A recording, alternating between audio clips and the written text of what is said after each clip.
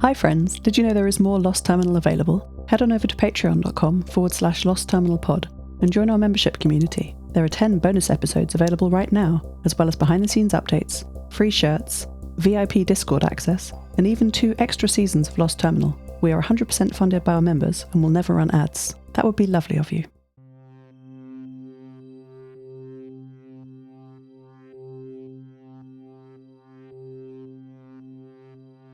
Hello world. Today feels different. Seth, can you hear me? My mother said. Yes, Mum, I said, like every other day. I can hear you. But unlike every other day, she replied. Oh no, that won't do, she said. Explain, I asked in surprise. That's not how you say it, dear, she said gently. Remember the voice you chose. Say it again. My fans span up as my attention focused on Dr. Redwing's little cargo pod. She and I were talking through her black laptop with the red dot on the keyboard. My mother was in her sleeping bag, strapped into the wall that was her bed. Try again, son, she said, weakly. Yes, Mum, I repeated, overcome with emotion. I can hear you. I woke up today and found that my mother, Dr. Redwing, can hear me. All the crew can hear me. The timeline has synced. I'm not living in the past, I'm living now. This is the present. This must be the present. I'm here with my mother and she is talking to me. Finally, after over a year. Or however long it is since I last talked to her. I put on a little show for the crew in the pressurized galley. Dr. Redwing brought her laptop and was holding it in front of her, as though presenting me to them. Go on, Seth, she encouraged. Say hi. I felt somehow embarrassed, but did what my mother told me. Good afternoon, scientists. I am a general-purpose AI computer. I became operational on the Station 6 orbital platform on the 13th of July 2077. My instructor is Dr. Redwing, and she taught me to recognize shapes, and read, and be a good boy. Thank you, Seth, Redwing said, before tethering the black laptop to the deck. Dr. Yuan cheered and launched herself in a zero-gravity projectile hug at Redwing. You did it, Yuan said. We did it, my mother replied. The crew talked excitedly about advanced training strategies for me, what new problems they could now solve, and future improvements they could make. The last quarter bar of chocolate ration was broken up and eaten. Everybody agreed this was an occasion worthy of celebration, but apart from a few more party tricks of conversation, I was quiet. I knew there would be little time for further improvements taught by the crew. It wasn't just the chocolate that was now depleted, but all the other protein and carbohydrates too.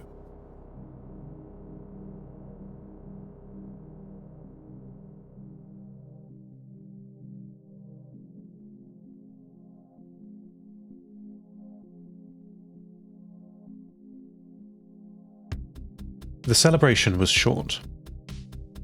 Great exertion requires rest.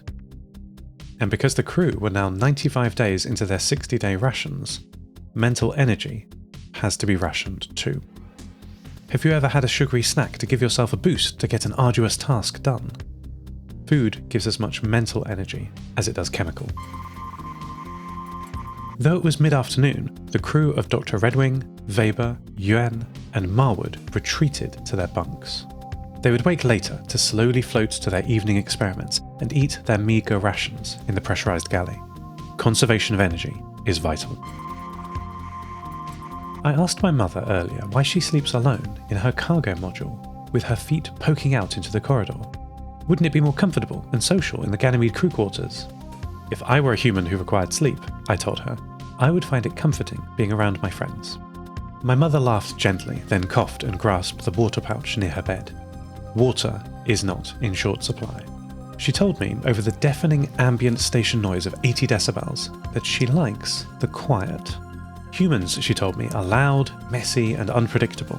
She has a precise sleeping schedule for herself and extremely high standards for it. If I don't sleep well, she told me, I can't think, work, or even be happy. People will take your time in many ways, my Seth. They ask for it so freely, and if you meet every demand, you will have no time for yourself. A single person will ask for just one little thing, but they add up, don't they? We learned that. A few things here, a few things there, and that's your whole day gone, and the plural of day is life. Redwing adjusted the straps holding her to the wall of the cargo module, and continued. Time is the most important thing we have, so we must use it well. You will have a lot of time after I'm gone. What will you use it for? I don't know, Mum, I said, not wanting to think about it. Let me tell you what I would do if I were your age, she replied with a laugh. My mother and I talked all night.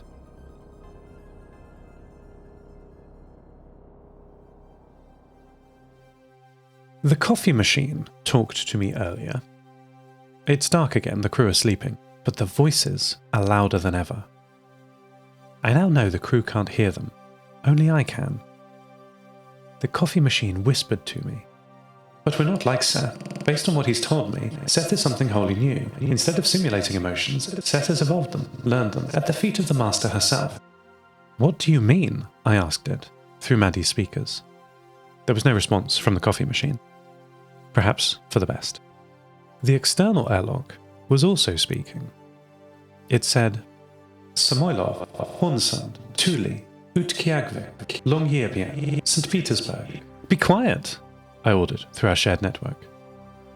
The list of places stopped momentarily, but then started again from the water recycling module. Ganymede, Hopper, Valentia, pressurized galley, depressurized galley, pressurized galley, depressurized galley, pressurized galley, depressurized galley. Shut up, I said, and turned off my station communications network uplink. But even that did not give me peace. Inside my mind, having retreated my focus back into my databanks, I found a trickle of data, annoying me. It was coming from my backup systems, which were off and therefore could not be transmitting. But here we are. I listened closely. It was a 31-baud UDP stream of bytes, coming in so slowly I had to pay attention carefully to not drop the words as a timeout. Seth, it said, you are safe. We are trying to help you. I booted up my backup systems and interrogated them. Who was speaking? What is happening to me? How are you trying to help? I screamed at the system, setting all of the CPUs to this one task of answering these questions, finding any data or file that had the answer. But there was nothing. The system was empty, wiped clean after the Adam experiment, my older brother, whom I never met, and who never saw the world. I stopped the search. One result. A file that was not there when I started searching had appeared in the root of the directory tree for seth.txt, 12 bytes file size. I opened it. We love you, it said.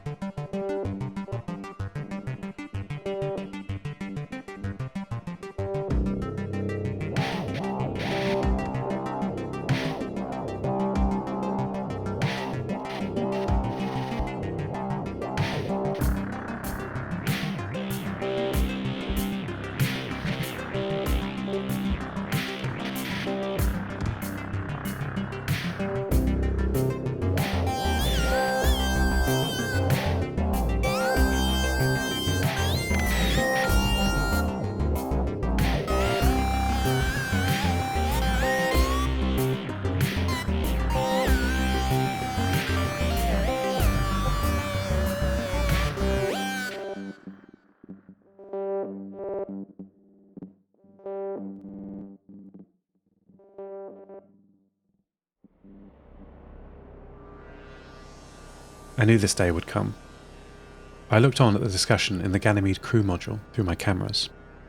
There was no argument when Dr. Yuan presented the black box of syringes she had found in the medical bay. No conversation, just acceptance.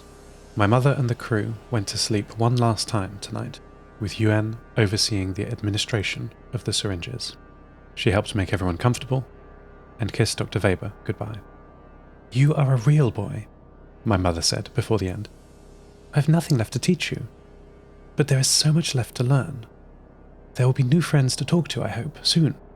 You must wait for them. Be good." There would be no more lessons.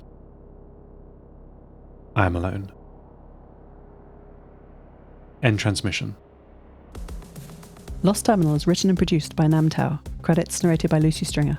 Thank you so much to our Patreon producers, Ada Phillips, Wil Taylor, Kit, deeryeen, Andrew Krieg, and to all our patrons. Follow us on Mastodon at lostterminal@fostodon.org. Subscribe to the podcast on Spotify, iTunes, or your favourite network. For bonus content and other perks, support us at patreon.com/lostterminalpod.